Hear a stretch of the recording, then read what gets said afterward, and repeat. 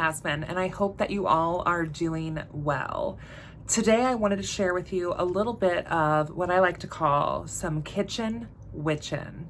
Tonight I am going to be making two things because the Coven has our winter solstice festivities taking place tomorrow, and we're finally able to have a pitchin' again, which I love pitchins and I've really missed pitchins. And these two recipes are recipes that my friends, my family, my Coven mates, everybody loves these recipes, and they're always, anytime that we have a pitch-in, always like, Jasmine, can you bring this? Can you bring that? So I figured I would go ahead and make a video and share with you these two recipes.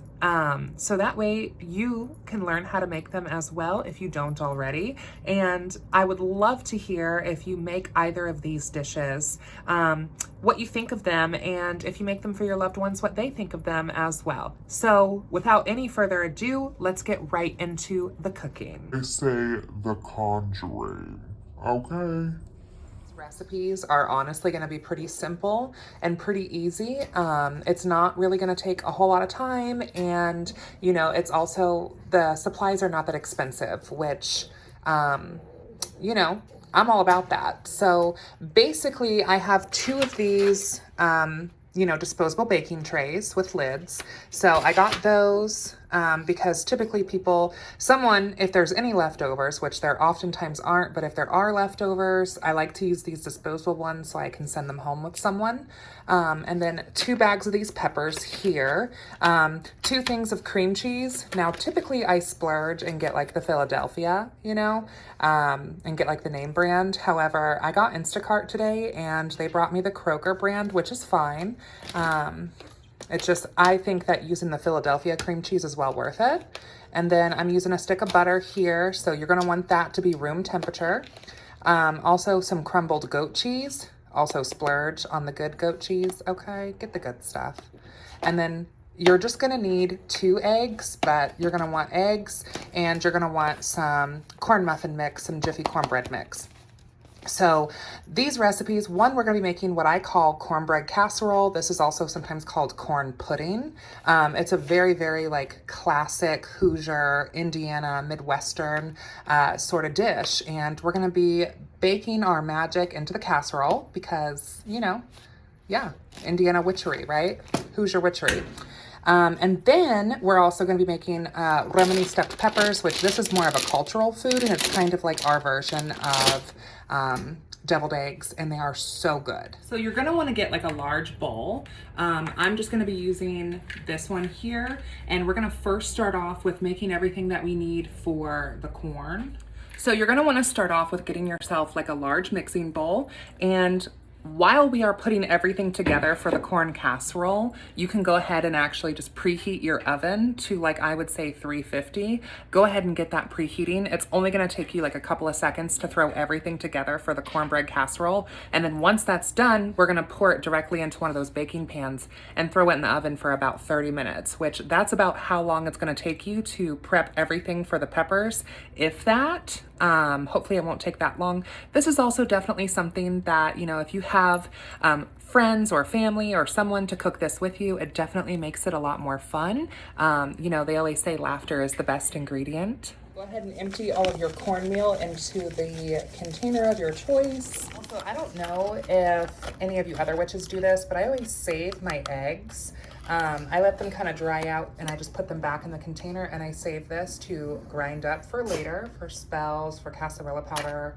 And then I've added 2 eggs into this cornmeal, and now we're gonna actually add some corn. I forgot to show you guys this earlier, but you're gonna want 2 cans. You're gonna want 1 can of creamed corn, and you're gonna empty the entire can of that creamed corn into this container. And then you're gonna want 1 can of sweet corn with like the whole kernels, and you're gonna drain that water out, and then you're gonna add the kernels to this. So I'll show you what that'll look like. And remember, the entire can of the cream style corn goes in the container, but the whole kernel sweet golden corn, you're gonna strain that corn water out. Do not add the corn water to this, otherwise it will be really soupy and it will not have the right consistency.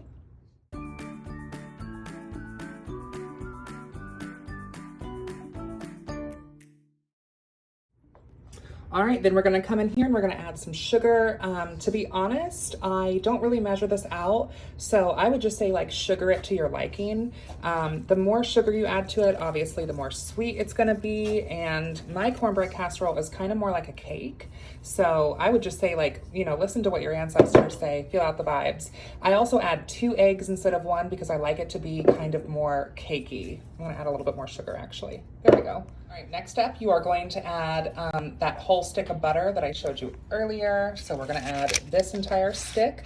And then I would also say add about half of a container of cream cheese. All right, so now what you wanna do is you wanna get a spatula or a kitchen witch wand, if you will, and you wanna mix all of this up.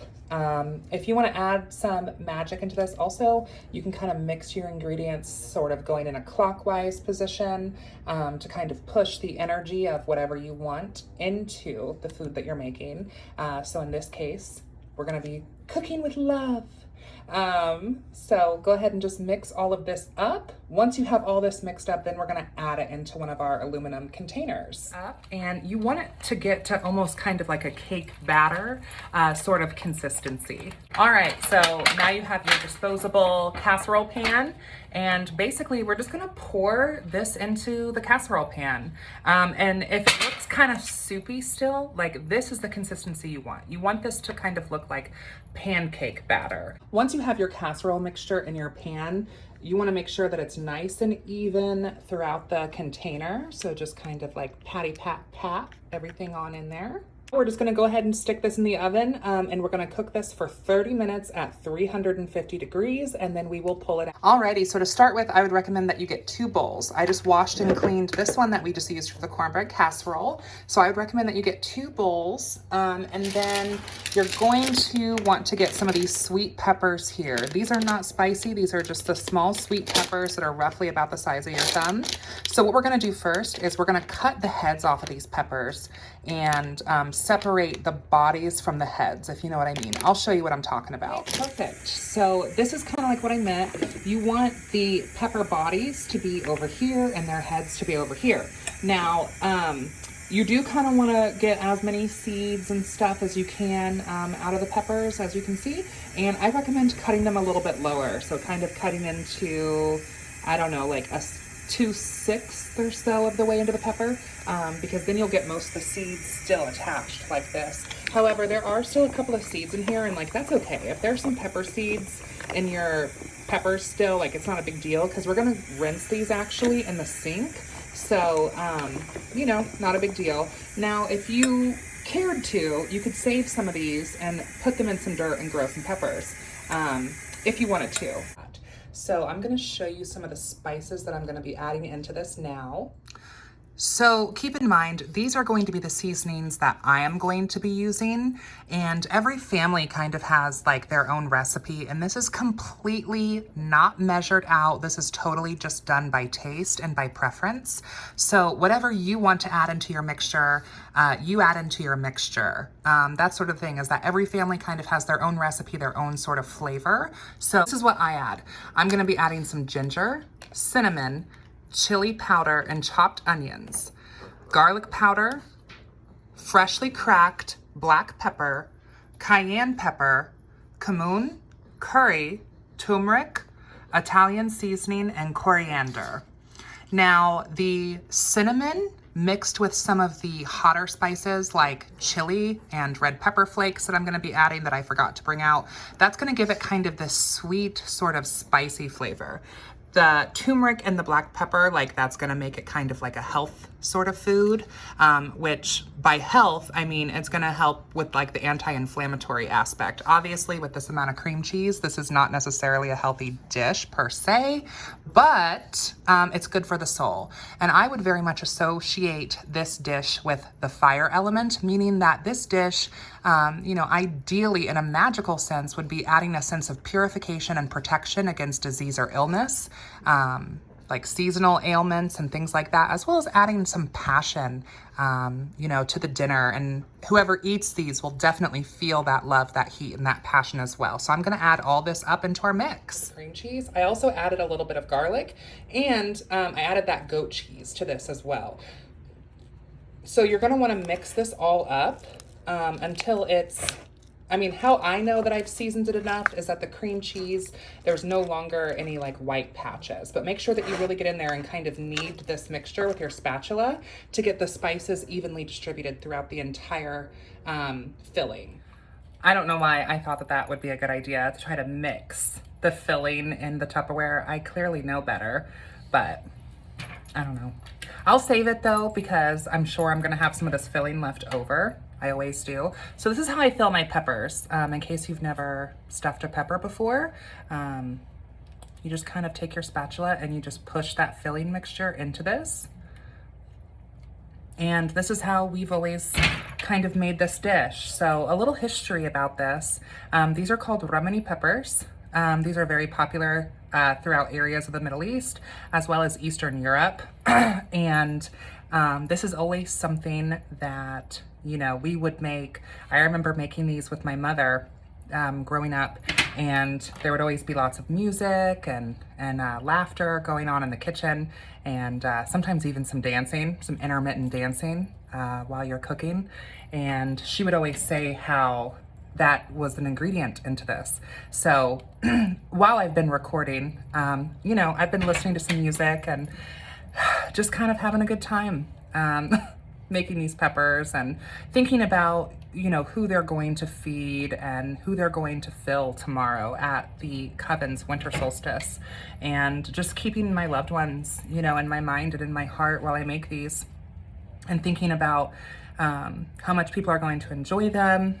That's kind of how you add a little bit of kitchen witchin', you know, into your practice. And I think that a lot of people overlook how powerful a witch's kitchen actually can be. I mean, so many of our herbs that we cook with are also herbs that we create spells with. So, you know, many of us actually truly have a little apothecary right here from home. You know, it might not look like the apothecary from, I don't know, Practical Magic or something, right? But it's still an apothecary nonetheless.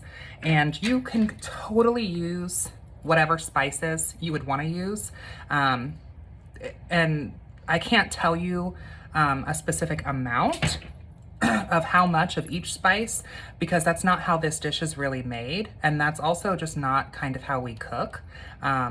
So I would recommend just picking spices that you think you would like. You can follow this recipe and just kind of eyeball it. Like I said, you want your mixture to kind of look almost, you want the paste to almost kind of look like a taupe-ish brown, I guess.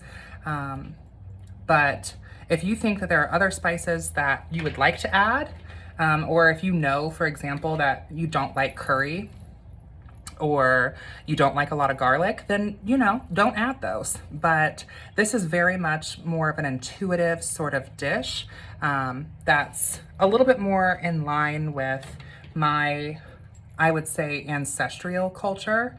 And then, you know, we have that cornbread casserole baking, which is very much a part of my like regional culture.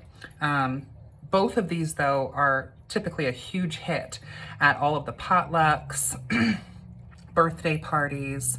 I remember making these peppers, you know, not only just at like birthday parties, but also like when people would pass, you know, bring food to the grieving. And this is one of those things.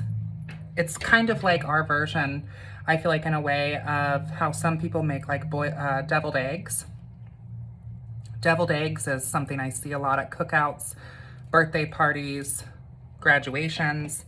That's kind of how like this is for us. And this dish is something that I've taught several of my friends also how to make. And, you know, they've shared it with their families. And I think that's my favorite part about this particular dish is sharing it, as corny as maybe that sounds.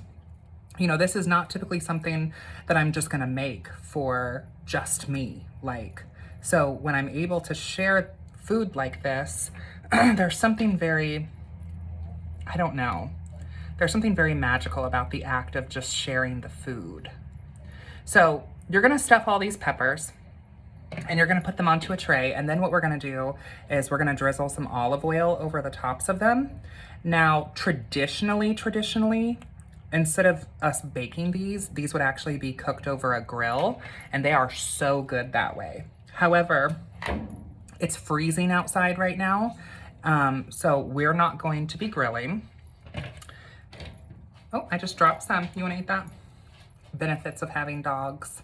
As I suspected, I would have some mixture left over. So I'm just gonna put it in this Tupperware container and bring this. You can use this as dip. You can add this to sandwiches or wraps, or you can also add this to some pasta or some rice if you wanted to. But I'm gonna save this and bring this with me to tomorrow's winter solstice after ritual sort of dinner, and we'll probably dip like some pita chips or something into this as like an appetizer. This is what the peppers should look like when you're done stuffing them. It's kind of messy. You can just kind of throw them in there. And all we're gonna do now is drizzle some olive oil over the tops of them and probably crack some fresh black pepper, and we're gonna throw them into the oven. It should still be at 350 for 30 minutes. Which at this point, your casserole should be totally finished. This is what it'll look like when it's done. So see how it kind of turned almost into a cake? And then what I like to do on the top is just take some honey, and I'm going to anoint this casserole with a pentagram, bringing the powers of all 5 elements here. And then I'm just gonna drizzle more honey over that pentagram. This way, if you're bringing this to like a work function or someplace that there aren't witches, they're not just gonna be like, hey, why is there a sticky pentagram in the middle of the casserole? And this honey is just gonna make this even more sweet. Now, I would associate this dish personally with the element of earth, meaning that this is a dish that's more so, you know, for health in the sense of like the element of earth, right? Like mind, body, spirit health. Not necessarily saying this is a health food, but I'm saying like this is food that's good for your soul. So there's a difference between food that's good for like your body and food that's healthy for your soul. This is a soul food, okay? And then also I would associate this dish with the element of earth because of the amount of corn that's in it.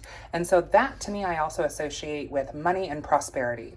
So the 2 dishes that we're bringing, one is kind of more of a money and prosperity sort of dish with the corn casserole. And then the other one is more of a purification and protection dish with the peppers. So this dish is totally finished. I'm gonna cover it up, and we are going to cook those peppers for about 30 to 35 minutes on 350. So I just put those peppers in right after this dish, and I will show you what those peppers look like when they are done. Stay tuned. Y'all, this is what those peppers look like as soon as they are out of the oven. As you can see, I also turned the broiler on so they get that nice crispiness, and I can put the lid on these as soon as they cool, and they will be ready for tomorrow. So I hope that you guys have really enjoyed this video. Let me know what you think of this type of video in regards to kitchen witchin'. Did you like it? Did you not? Would you like to see more kitchen witchin' style recipe videos and talking about the culinary arts and the dog arts, if you will? Let me know what you think. We had a lot of fun making this, and I've had a few people suggest that I make some cooking style videos because cooking is such a big passion of mine. I do love to cook, and I love to cook for my friends and my family, and I love to add a little bit of magic into everything that I make. Please, please, please, if you try either of these recipes, the cornbread casserole or the romani peppers, let me know what you think. And I'm excited to hear from some of you who decide to try these out. I really love both of these dishes. The cornbread casserole is so sweet and so savory, and the romani peppers are always just such a game changer for any sort of pitch-in table. Thank you all so much for tuning in. And thank you to all of you who are subscribed to the Patreon for pushing me and motivating me to continue to make content. I hope that you all have enjoyed this. Please consider subscribing to the channel. It really helps a lot. And until next time, blessed be.